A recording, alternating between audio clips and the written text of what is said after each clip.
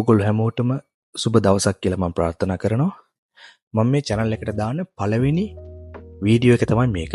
මම ඇත්තටම අද මගේ රාජකාරි ඉවර වෙලා මම හිත ඉන්නකොට මොකද කරන්න කියලා මට මතක් වුණා මේ Facebook එක දිහා බලද්දී කොච්චර මතකැටුම් තියනවාද කියලා එකිනෙකා අතර, ඒ කියන්නේ එකිනෙක වෘත්තීන් අතර, එකිනෙක සමාජ මට්ටම් අතර කොච්චර මේ සමාජය බෙදිලාද, එහෙම නැත්නම් මේ සමාජය අතරේ මොන වගේ ඝට්ටනයක් තියනවාද කියන දේ මම අද දැක්කා. ඉතින් මම හිතුවා මේක YouTube එකට පොඩි වීඩියෝ එකක් ඇඩ් කරන්න, මේ හැමෝගෙම තියෙන අදහස් එක තැනකට අරගන්න පුළුවන්ද කියලා බලන්න. 2025 මාර්තු මාසේ 10 වෙනිදා රාත්‍රියේ, ඒ කියන්නේ රාත්‍රී 4 විතර අනුරාධපුර ශික්ෂණ රෝහලේ වෛද්‍යවරියක් රෝහල තුරම දූෂණයකට ලක්වෙච්ච කාරණය. එතකොට අද ඒ කියන්නේ 3/13 වෙනිදා මෙම සැකකාරයව අත්අඩංගුවට අරන් තියෙනවා. ඔහු වරදකාරයෙක් නෙවෙයි, සැකකාරයෙක් අත්අඩංගුවට අරන් තියෙනවා ශ්‍රී ලංකා පොලිසියෙන්.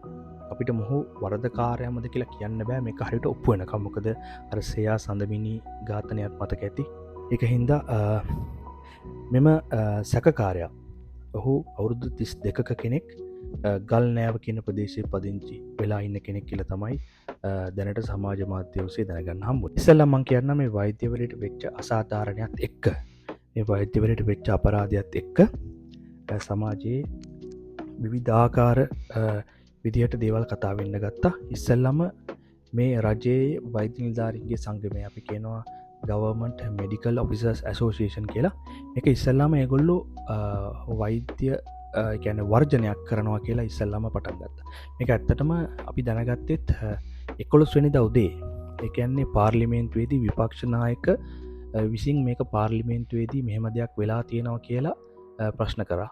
එතකොට තමයි හැමෝම මෙහෙම දෙයක් වෙලා තියෙනවා කියලා දැනගත්තේ. ඊට පස්සේ මේක සමාජ මාධ්‍යයේ නිකන් එදා තිබ්බ ට්‍රෙන්ඩින් ටොපික් එක වුණා. එතකොට හැමෝම ඉල්ලීමක් කරා, මාධ්‍ය ආයතන වලින් පවා ඉල්ලීමක් කරා මෙම වෛද්‍යවරියගේ අනන්‍යතාවය තහවුරු කරන්න එපා. ඒකේ අනන්‍යතාවය මේ වෙනකන් සමාජ මාධ්‍ය ඔස්සේ හෝ කිසිම තැනක මේ වුණේ නැහැ. ඒක හොඳ තත්ත්වයක්. එතකොට මේත් එක්කම මේ වැඩ වර්ජනයත් එක්කම සමාජයේ විවිධාකාර මතකැටුම් ඇති වුණා. ඒ අතරින් ප්‍රධාන දේ තමයි මේ 2007 වර්ෂයේදී ඔය ඇඟලුම් ශාස්ත්‍රයේ රැකියාවක් කරන කාන්තාවකව දූෂණය කරනවා වෛද්‍යවරයෙක් විසින්. ඒ ගැන ලොකුවට කතා කරන්න ගත්ත මිනිස්සු. ඊට අමතරව වෛද්‍යවරයෙක් විසින් වෛද්‍යවරියක් දූෂණය කරපු දෙයක් ගැන කතා කරන්න ගත්ත මිනිස්සු. මොකද ඒ වෙලාවේදී කිසිම ක්‍රියාත්මක වීමක් නොවුණු මේ රජයේ වෛද්‍ය නිලධාරීන්ගේ සංගමය ඇයි මේ වෙලාවේදී මේ හදිසියේ මේ වගේ රටපුරා වෛද්‍ය වැඩවර්ජනයකට යන්නේ කියලා, මේකෙන් රජය අපහසුතාවයට පත් කරන්නද, ඒ වගේ දෙයක් කරන්නද කියන දේ ගැන ලොකු සමාජයේ මතයක් මම Facebook එකෙන් කීපයක් උපුටා ගත්තා. ඔයගලන්ටත් බලන්න. මේ සුදේශ් නිරෝෂන් කොඩිකාර, මං හිතන වෛද්‍යවරයෙක්, ඔහු කියලා තියෙනවා කො ලංකාව හැමදාම 3 වෙනි ලෝකයේ දියුණු වෙමින් පවතින රටක් වෙලා තියෙන එක පුදුමයක් නෙවෙයි. දැන් සමාජයේ ඇති මහත් බහුතරයකට තියෙන ප්‍රශ්නේ හැම රේප් කේස් එකේදීම දොස්තරලාට මේ කේස් එකේදී තියෙන කැක්කුම ආවේ නැත්තේ අය කියන එක. එතකොට මම හිතන්නේ මොහොත වෛද්‍යවරයෙක් ගාමන්ට් එක වැඩ කරපු තමුන්ගේ සහෝදරය හිතවතී රේපෙදි බලන් හිටපු තොපි නපුංසක. සතුටු වියන් අඩු ගානේ දොස්තරලාට තමන්ගේ කා වෙනුවෙන් පෙනහින්න කොන්දක් තියෙනවා. ඔව් කියන කතාවත් ඇත්ත. මේ මෙහෙම දෙයක් වුණාට පස්සේ තමන්ගේ කෙනා වෙනුවෙන් තමන්ගේ කට්ටිය නැගී හිටිනවා කියන දේ හොඳ තත්ත්වයක්. මොහු ඒක හයිලයිට් කරලා තියෙනවා. ඊට පස්සේ මේ සමරතුංග කරුණාරත්න කියන්නේ යුද හමුදාවේ විශ්‍රාමික කෙනෙක්. ඔහුත් සමාජයේ හොඳ මතයක් අරගෙන යන කෙනෙක්. මේ දූෂකේ ආමිකෙන් පැනපු කෙනෙක් කියලා උලුප්පන්න හදලා ළමයින්ට මතක් කරලා දෙන්න කැමති අර මීගමුවේ රෝහලේ ඇඟලුම් කාන්තාවගේ ඝාතනය. මේකත් ඔහු මෙතෙන්ට සම්බන්ධ කරනවා මේ අර ආමිකෙන් පැනලා ගියා කියලා කියන එකයි මීගමුවේ රෝහලේ ඇඟලුම් සේවිකාවගේ ඝාතනය. මේ අතරම මේ ආමිකෙන් පැනලා ගියා කියන එක උලුප්පල පෙන්නන එකෙන් ඔහු ආමිකෙන් පැනලා කියලා ගොඩක් කාලයක් ආමිකෙන් පැනලා කියලා ඊට පස්සේ මහාන වෙලාත් ඉඳලා තියෙනවා. සිවුරක් දරාගෙන ශාසනයේත් ඉඳලා තියෙනවා. ඒත් වෙලා මෙයාගේ මේ තියෙන ගති පැවතුම් වෙනස් වෙලා නැහැ. ආමිකෙන් මිනිස්සු වෙනවා ආමියකට ඇවිල්ලා මොකද කරන්නේ? ට්‍රේනින් එක ගන්නවා. ඊට පස්සේ ආමිකේ ඉන්නවා. පස්සේ ඒගොල්ලන්ට ඒක හරි ගියේ නැතුනම පැනලා යනවා. පැනලා ගියාට පස්සේ යාව නීත්‍ය අනුකූලව හමුදාවනුත් අයින් කරනවා බොහෝ අවස්ථාවල. එතකොට හැම වුණාට පස්සේ මෙම කෙනෙක් මේ හමුදාවේ හිටියා කියන එක උලුප්පල පෙන්වන එක මං හිතන්නේ එච්චර හොඳ දෙයක් නෙවෙයි. ඊට අමතරව ඔව් මේ මාධව හෂාන් වික්‍රමාරච්චි මෙයාත් පෙන්ලා දීලා තියෙනවා මේකෙදි මේ චමිලා දිසානායක ඔව් ඒතර කටුනා ඇඟලුම් සේවිකාවකගේ දේ එයත් එතන කතා කරලා තියෙනවා. එතකොට ඔයගොල්ලන්ට දැන් පේනවා මං හිතන්නේ මේ සමාජයේ වෛද්‍යවරු එක මතයක ඉන්නවා. ඒ කියන්නේ වෛද්‍යවරු විතරක් නෙවෙයි මේ රෝහල් ශාස්ත්‍රයේ ඉන්න කට්ටිය එක මතයක. ඊට පස්සේ ඒකෙන් වින්දිත කට්ටිය. ඒ කියන්නේ මේගොල්ලන්ගේ වැඩ වර්ජන හේතුවෙන් පීඩනයට පත් වෙන කට්ටිය ඒගොල්ලෝ වෙනත් මතයක් දරනවා. එතකොට ඔයගොල්ලන්ට තේරෙනවා සමාජයේ මත දෙකක ඉන්නේ මේ ප්‍රශ්නේදී. එතකොට මෙතන මේ රවීන්ද්‍ර රූපසිංහ කියන කෙනත් කමෙන්ට් එකක් දාලා තියෙනවා. වෛද්‍යවරයක් දූෂණයෙන් තව කොටසක් තමන්ගේ වෘත්තීය වෛරය පිරිමහගන්න හදනවා. මානවයාගේ අඛණ්ඩ පැවැත්මට අවශ්‍ය ඉහළම වෘත්තිය වන වෛද්‍ය වෘත්තිය ගෞරවාන්විත වෘත්තියක් අප අවිවාදයෙන් පිළිගත යුතුය. ඔවුන් කෙරේ වෛරයක් ඇතිවීම GMOA Government Medical Officers Association එකේ සමහර කාර්යශීල නිලධාරීන්ගේ ක්‍රියාකාරකම මේ විවේචනයට වක්‍රාකාර හේතුවක් කියත. ඔහුත් ඒ ගැන තමයි කියන්නේ මේ වර්ජනය හොඳ දෙයක් නෙවෙයි කියන ගැන ඔහු මේ කියන්නේ. එතනත් ඔහු වෘත්ති සමග නායකයන් වටහාගත රෝහල අධ්‍යක්ෂකවරයාගේ සිට රෝහල් පරිපාලනය මෙහෙවන්නේ වෛද්‍ය වෘත්තිකයන්ම බව. එලෙස දොරක ලොක් එකක් පරිපාලනය හරහා සවිකර ගැනීමට හෝ ආරක්ෂක අඩුපාඩුවක් එම නිවාසනයේ සිට වෛද්‍යවරයා ඉහළට දැනුම් දී කර ගැනීමට නොහැකියාවක් කියන්නේ එම වෛද්‍යවරයාගේ හෝ වරුන්ගේ නොහැකියාව මිස වෙන එකක් නොවේ.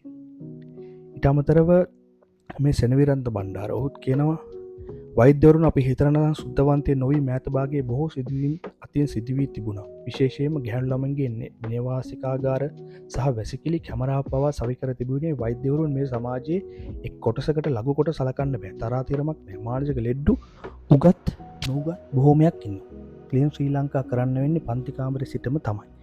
චන්න සර් ඉතිහාසය මේ තර මං කිව්වේ විශ්‍රාමික ලුතිනන්ට් කර්නල් චන්න ඒ ලුතිනන්ට් කර සමරතුන් කරුණාරත්න ඒ ඔහුගේ තියෙන පෝස්ට් එකට දාපු රිප්ලයි එකක්. ඊට පස්සේ එම දුලීප් වික් කියන කෙනා එයත් එහෙමයි ගණේමුල්ලේ සංජීව සහ මෙම සිදුවීමේදී ආරක්ෂකංශ සමාජික චෝදනා ලබලා තියෙනවා. මෙහි තවත් පැත්තක් තියෙන තමයි මෙතන කුමක් හෝ යටි අරුමක් සහිත පිරිසගේ ක්‍රියාන්විත වීමක්ද කියන එක. ਉਹ තවත් පැත්තක් මතු කරනවා. ඊට පස්සේ මේ හෙල ඇස්ට්‍රෝ මිරකල් කියන එක යා කමෙන්ට් එකක් දාලා තිනවා. ගවර්න්මන්ට් මෙඩිකල් ඔෆිසර්ස් ඇසෝසියේෂන් එකේ අභිමානය බේරගන්නද දන්නේ මාධ්‍ය සාකච්ඡාවට වෛද්‍යවරයෙක් කියනවා මේක වෛද්‍ය ඉතිහාසයේ පළවෙනි වතාවට සිදුවීමක්. ඔවුන්ගේ සහෝදර සහෝදරුන් මීට පෙරත් වෛද්‍යවරයන් දූෂණය කරපුවත් නම් වාර්තා වෙලා තියෙනවා. මීගම රෝහලේ පිළිකා ප්‍රතිකාර සඳහා පැමිණි කෙල්ලවත් ඒතර මීගමුවේ ප්‍රශ්නේ තමයි ඇත්තට අරගෙන තියෙන්නේ. එතකොට ඒගොල්ලොත් මේ හිරු එකේ හිරු නිවුස් වලත් තිබ්බ වෛද්‍යවරයකට ලිංගික කතවර කළ වෛද්‍යවරයෙකු අත්අඩංගුවට මේක මේ 2024 පෙබරවාරි 8 වෙච්ච පෝස්ට් එකක් විදිහට මම හිතන්නේ දාලා තියෙන්නේ. ඔව් 2024 පෙබරවාරි 8 වෙච්ච එක. එතකොට මේ මිඟුන් මේනක ගමගේ මෙයත් කියලා තියෙනවා මීගම රෝහලේ 6 වෙනි මහලෙන් තල්ලු කොට ඝාතනය කෙරුණේ ඇඟලුම් කම්හල් සේවිකාවක. බරපතල ලිංගික අපයෝජනයක පසු ඇයේසේ ඝාතනය කරනු ලැබීමට වැරදිකරුවේ වෛද්‍යවරයෙක්. අපරාධකරු ඕනෑම සමාජ පන්තියකින් පැමිණිය හැකිය. සහකම්පන්නේ හටගත යුත්තේ අප මනුෂ්‍යත්වය පදනමින්. ඔහු කියන කාරණයත් ඇත්ත. සෑම මට්ටමකින්ම කියන සමාජයේ තියෙන සෑම පන්තියකින්ම අපරාධකාරයෙක් එන්න පුළුවන්. අපි දැන් අහලා තියෙනවා සීරියල් කිලර්ස්ලා ඉඳලා තියෙනවා ඉන්දියාවේ, එතකොට අපි ඇමරිකාවේ අහලා තියෙනවා මේගොල්ලෝ මේ හොඳ ෆැමිලි බෑග්ග්‍රවුන්ඩ් වලින් ආපු කට්ටිය. අපිට හිතන්න බෑ මේ අපරාධකාරයා මොන සමාජ මට්ටමකින් එයිද කියලා. හෙල ඇස්ට්‍රෝමිටකල් එයායිත් කමෙන්ට් එකක් දාලා දෙනවා මේ කෙනා මූණ වහගෙන ඇවිත් ෆෝන් එක කරගෙන නොකියා නම් අල්ලන්න බෑ. තනියම ජීවත් වෙන කාන්තාවන්ට ආත්මා මේක හොඳ පැත්තක්. මේ ආත්ම ආරක්ෂක සටන් පුහුණුවක් රාජ්‍ය අනුග්‍රහයෙන් ලබා දී ජීවිත ආරක්ෂාව වෙනුවෙන් අවිආයුධයක්වත් දුන්නොත් තමයි වටින්නේ. මේක මමත් මේ හයිලයිට් කරන්න කැමති පැත්තක්. මොකද කාන්තාවක් වුණාට පස්සේ හැම වෙලේම මේ පිරිමි කෙනෙක්ගේ පිරිමි කෙනෙක් එයාට ආරක්ෂාවක් දීගෙන පස්සෙන් යන්න බෑ. හරිද? අනාරක්ෂිත සමාජයක් තියෙනවා නම් කාන්තාවනුත් දැනගන්න ඕනේ. කාන්තාවන් කියන්නේ දුහුරු ඉන්න දෙමාපියෝ දැනගන්නත් ඕනේ. කාන්තාවකට මුලින්දම්ම ආත්මාරක්ෂක සටන් කලාව මොකක් හරි පුරුදු කරන්න. එක්ක බොක්සිං, එහෙම නැත්නම් කරාටි, එහෙම නැත්නම් ජූඩෝ හරි එහෙම දෙයක් මොකක් හරි දෙයක් කරන්න. ඊට අමතරව අපි දැකලා තියෙනවා සමහර රටවල් වල කාන්තාවෝ ඒගොල්ලන්ගේ බෑග් එකේ තියන් ඉන්න පොඩි පිහියක්. ඊට අමතරව අපි කියනවා පෙපර් ස්ප්‍රේ කියලා. ඒ කියන්නේ ගම්බිරිස් උඩු ගම්බිරිස් ද්‍රාවණයක් තියෙන ස්ප්‍රේ එකක්. පර්ෆියුම් බොටල් එකක් වගේ තියන් ඉන්න. ඒකෙන් ටක් ගාලා අපිට ස්ප්‍රේ කරන්න පුළුවන් ඇස් වලට. එයාව කියන්නේ අපරාධයක් කරන්න නම් එයාව අඩපණ කරන්න. එහෙම නැත්නම් චිලි ස්ප්‍රේ එකක්. අපි කියන්නේ මිරිස් දාලා හදපු එකක්. ඒ වගේ තව ඔය පොඩි ඉලෙක්ට්‍රික් ෂොක් එකක් වදින්න පුළුවන් පොඩි ගැජට් එකක්. ඒ වගේ දේවල් තියෙනවා. හරිද?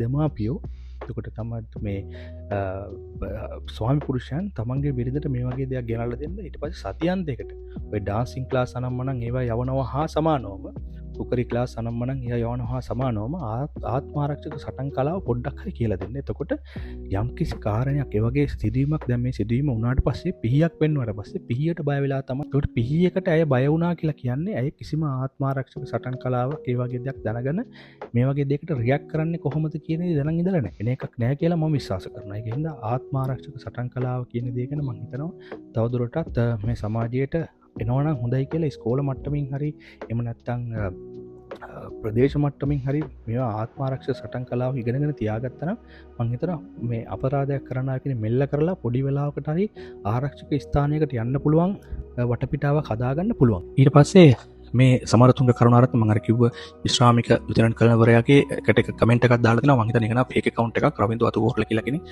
හමුදාවේ ඉන්න වැඩි හරියක් අසහනකාරයෝනේ. දැන් ඉතින් ඔබත් එහෙමනේ. ඒ වගේ සිදුවීමක් ඒක නම් මම හිතන්නේ මේ තරහකට දාපු කමෙන්ට් එකක් කන්සෝල් ඉන්න හැමෝම මේ අසහනකාරයෝ ඒ වගේ අදහසක් දරන එක ඉතාම වැරදි මේ වගේ වෙලාවදී. මොකද ආරක්ෂක අංශය කියන්නේ ලංකාවේ ගත්තොත් ලක්ෂ 5කට වැඩි ප්‍රමාණයක් ඉන්නවා. ඉතින් මේකෙන් මේ හැම රස්සාවක් ගත්තට පස්සේ ඔකෙන් 100ට එකක් දෙකක් අසහනකාරයෝ පිස්සෝ ඉන්නවා. ඉතින් හරිද? හැමතැනම එහෙම තමයි. ඉතින් මේ පෞද්ගලික දවස්වල ආරක්ෂක අංශවල මේ නම ගෑවුනා වැඩි. මොකද ආරක්ෂක අංශ වැඩි ප්‍රමාණයක් ඉන්න හින්දා.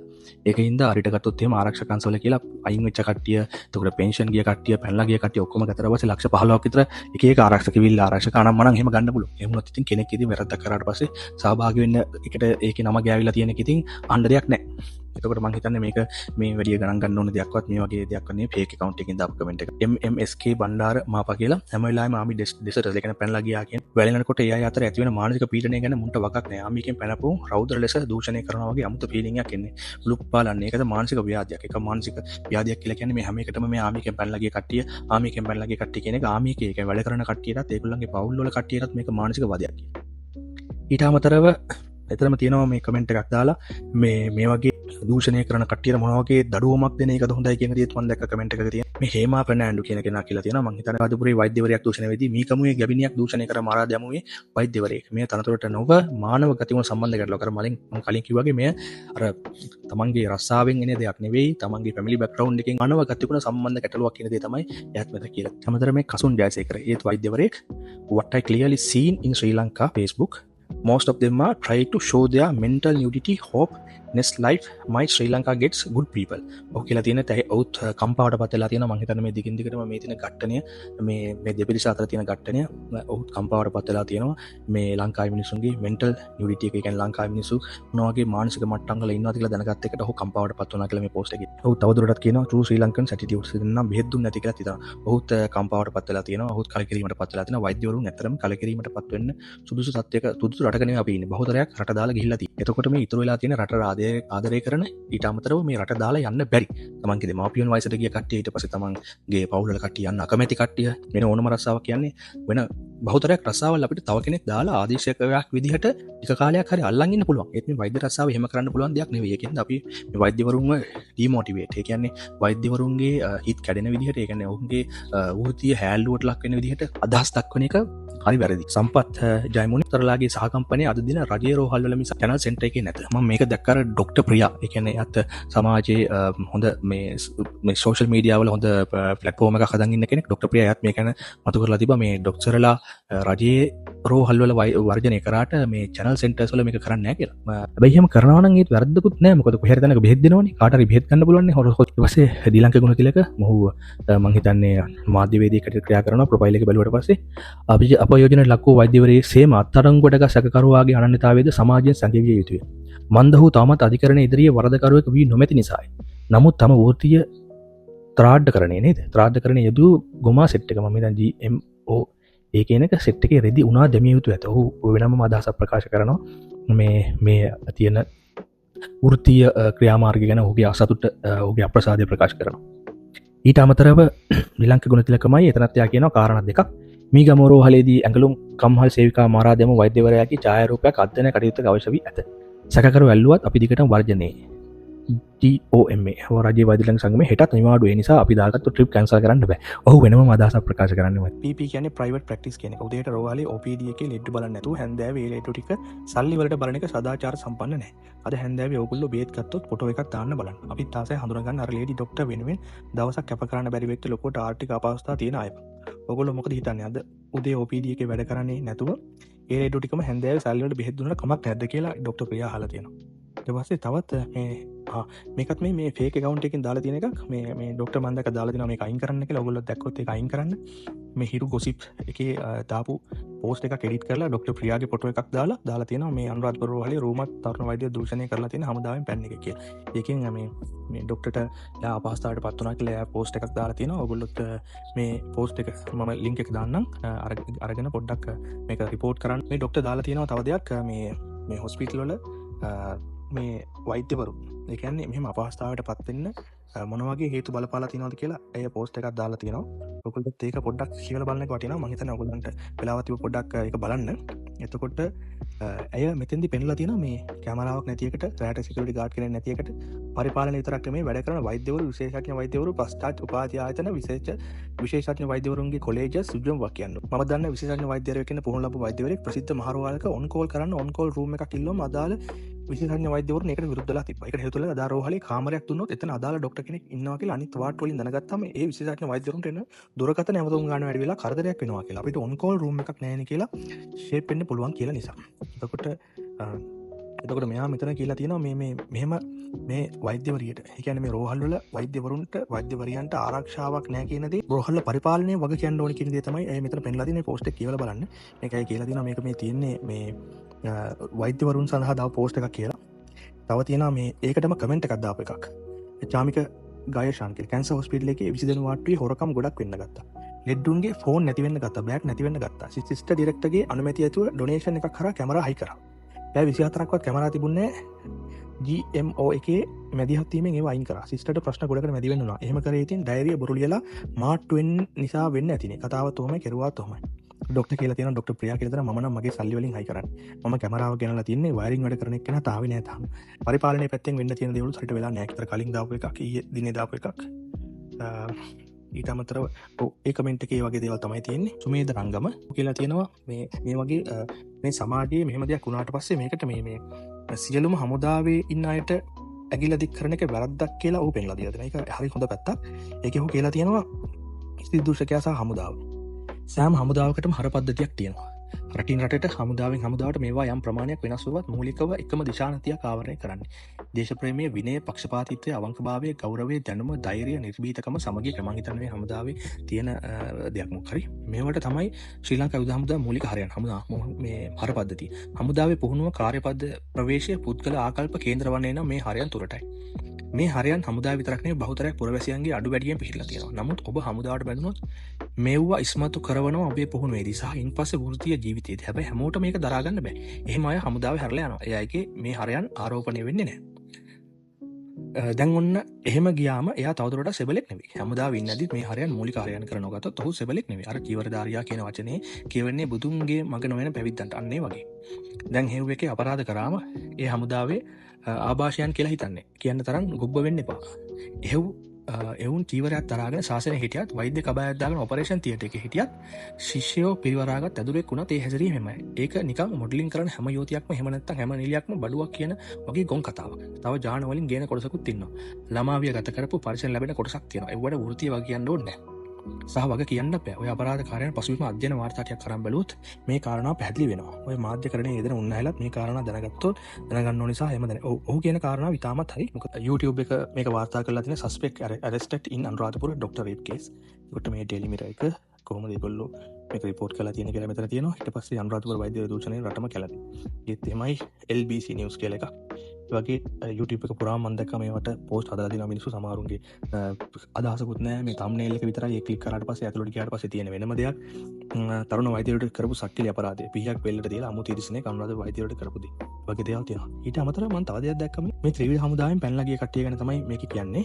ඔය හර පද්ධතිය හරියට ග්‍රහණය කියන්නේ මේ හමුදාවේ තිබ්බ දේවල් හරියට ග්‍රහණය කරගන්න තු පැනලා ගිය කට්ටිය මේගොල්ලන් පුනරුත්ථාපනය කරලා සමාජයට මුදාහරින වැඩපිළිවෙලක් පටන් ගත්ත නම් හොඳයි කියලා එතන කියලා තියෙනවා. ත්‍යානුකූලව ඉවත් නොවන අය පසුවිපරමක් කළා. ඒ කියන්නේ මේ අයින් වෙලා සහ පැනලා ගිහිල්ලා ඉන්න කට්ටිය ගැන පසුවිපරමක් කරලා ඒ කට්ටිය සමාජයේ මොන වගේ දේවල් කරනවද? ඔවුන් නිසි ආර්ථික කාර්යයක නිරත වෙනවද කියලා හොයලා බලන එක මේ හමුදාවට බඳවගත්තයගෙන් වලකීමක් කියලා ඔහු පෙන්ලා දිය පුනරුත්ථාපනය කරලා පුනරුත්ථාපනය නොලා අයින් වෙච්ච කට්ටිය ගැන වාර්තාවල් මොකුත් තියෙනවද කියලා ඔහු එතන ප්‍රශ්න කරලා තියෙනවා. මම ඔන්න ඔය ටික තමයි මට කියන්න තියෙන්නේ. මම මේ දැක්ක කමෙන්ට් කීපයක් අරන් නැත්නම් මේ වීඩියෝ එක ගොඩක් දික් වෙනවා. ඔයගොල්ලෝ මගේ channel එක subscribe කරන්න.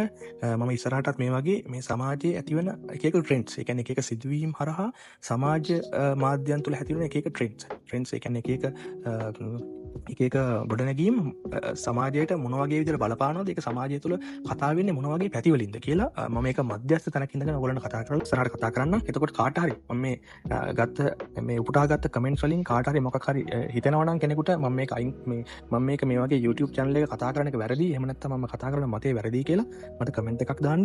ඊට අමතරව මම මගේ email එක දාන්න, මට email කරන්න. මම එතකොට මේ වගේ දේවල් අයින් කරන්න කටයුතු කරන්න. මොකද මම මේ අනික් කට්ටියගේ කමෙන්ට්ස් ඔයගොල්ලන්ගේ අදහස් අරගෙන තමයි මම මේ channel එක කරන්න බලාපොරොත්තු වෙන්නේ. එතකොට ඔයගොල්ලන්ට කාට අසාධාරණයක් හරි ඔයගොල්ලෝ කියන මතයක් පස්සේ වෙනස් කරගන්න අදහසක් හරි තියෙනවා නම් මට කියන්න. මම මේ වීඩියෝ එක delete කරන්නම්. එහෙම නැත්නම් මම මේ කැලේ අදාළ segment එක crop කරලා, ඒ කියන්නේ අදාළ segment එක අයින් කරලා වීඩියෝ එක re-upload කරන්න කටයුතු කරන්නම්. එහෙනම් මෙතෙක් වෙලා මේ වීඩියෝ එක සම්පූර්ණයෙන් බලපු ඔයගොල්ලන්ට බොහොම ස්තුතියි. ඔයගොල්ලන්ට සුබ දවසක්.